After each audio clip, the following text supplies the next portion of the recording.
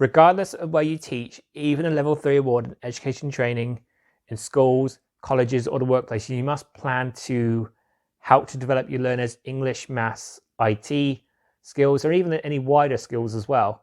So when we talk about the wider skills, we're talking about teamwork, organization, problem solving, leadership, critical thinking, and even emotional intelligence. So the idea is to develop the learner as a whole, preparing them to be the best version of themselves, and not solely just on the subject or the topic which you are teaching. So we teach the art of incorporating the skills within the level 3 award in education training, but we advise you to find naturally occurring opportunities to embed the skills of English, maths, ICT, and wider skills within your sessions, and try not to force it.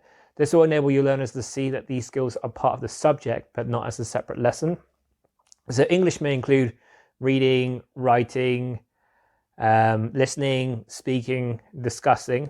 Maths will include approximations, estimations, calculations, and measurements.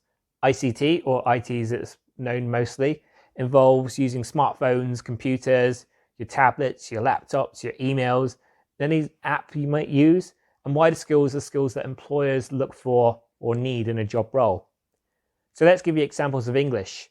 So this could be reading recipes, magazines, writing lists, even goal setting, talking down the pub and discussing where I shouldn't leave my shoes.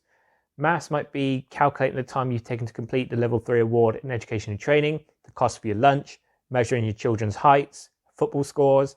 ICT includes researching things on the internet, watching YouTube videos, typing on a computer, using apps on your phone.